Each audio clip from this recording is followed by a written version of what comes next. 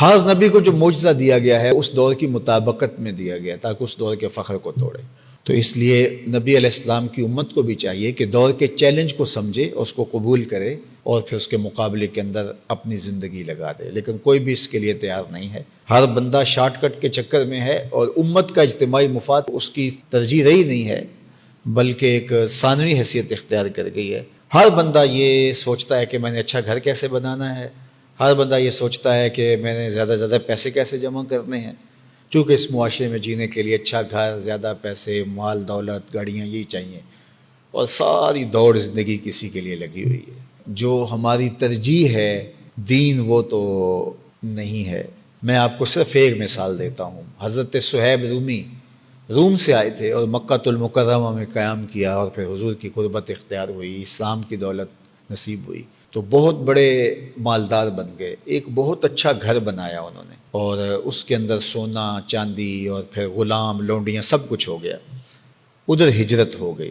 تو حضرت صہیب رومی ہجرت کے لیے جب نکلنا چاہے تو قریش مکہ نے روک لیا، کہا کہ آپ نہیں جا سکتے، آپ نے ساری کمائی یہاں کی ہمارے شہر کے اندر اور آپ وہاں جائیں. تو آپ نے فرمایا کہ یہ غلام بھی لے لو، لونڈیاں بھی لے لو، میرے گھر کے صحن کے اندر اتنا سونا دبا ہوا ہے وہ بھی لے لو، یہ میرا گھر بھی لے لو، میرا راستہ چھوڑ دو، میں حضور کے پیچھے جا رہا ہوں.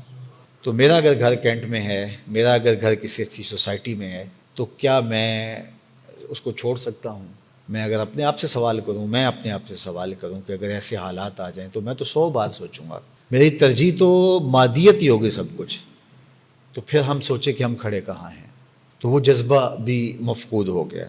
دوسری رہی ٹھیک ہے ہم معیشت اچھی کر لیں اور اس کے ذریعے سے اس دور میں معیشت کے ذریعے بہت کچھ ہو سکتا ہے، لیکن یہ بات ذہن میں رکھیے کہ مغرب کے اندر بھی بہت سارے لوگ اپنی جانوں کو اور اپنی صلاحیتوں کو اپنے دین کے فروغ کے لیے داؤ پہ لگائے ہوئے ہیں، اور اس کے مقابلے کے اندر اگر ہم دیکھیں تو ہمارے ایسا نہیں ہے، تو پھر نتیجہ تو وہی ہے جو ہمارے سامنے ہے.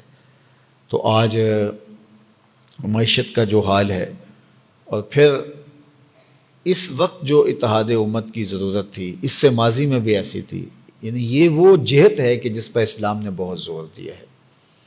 لیکن بدقسمتی یہ ہے کہ ہمیشہ یہ ہم بات تو کرتے ہیں، خوبصورت خواب تو ہے جو دیکھا جاتا ہے، لیکن آج تک یہ شرمندہ تعبیر نہیں ہوا.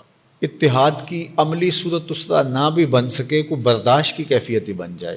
یہاں ممبر و محراب پہ بیٹھنے والے میسج اس طرح سے دیں کہ امت سازی کا عمل شروع ہو جائے، 20-50 سال بعد ہی کوئی اتحاد کی فضا پیدا ہو جائے. لیکن جن جہتوں کے اوپر ہم جا رہے ہیں وہ جہت اس طرف جاتی ہی نہیں ہے.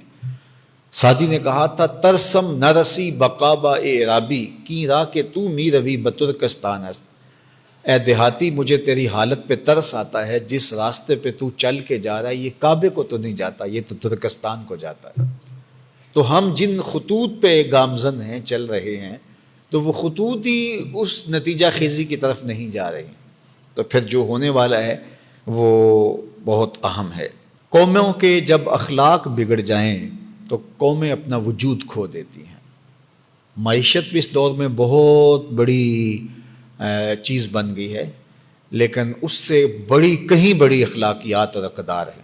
قومیں اپنی اقدار کی اور اپنی اخلاقیات کی حفاظت کرتی ہیں. تو آج ہم دیکھیں کہ ہم اخلاقی دیوالیہ پن کا شکار ہو گئے.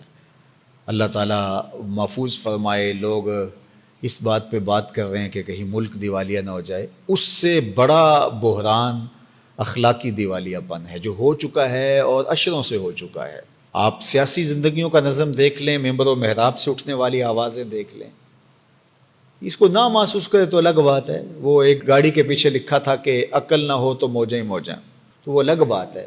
جو سیاسی رہنماؤں کی بولیاں ہیں وہ دیکھ لیجیے، اور وہ جو قوم کے زعماء ہیں ان کی بولیاں آج بھی سن لیجیے.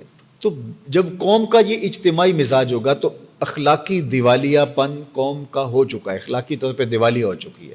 لیکن محسوس بھی نہیں ہوا کچھ ہوا کہ یعنی یہ وائے ناکامی کے متائے کارواں جاتا رہا، کارواں کے دل سے احساس زیاں جاتا رہا. جب احساس زیاں بھی باقی نہ رہے تو پھر باقی بچتا کیا ہے؟ تو قوموں کی اخلاقیات جب تباہ ہو جائیں تو پھر وہ قومیں نہیں رہتی، وہ ہجوم رہ جاتا ہے، اور بے ہنگم ہجوم رہ جاتا ہے، اور ہم بے ہنگم ہجوم ہیں.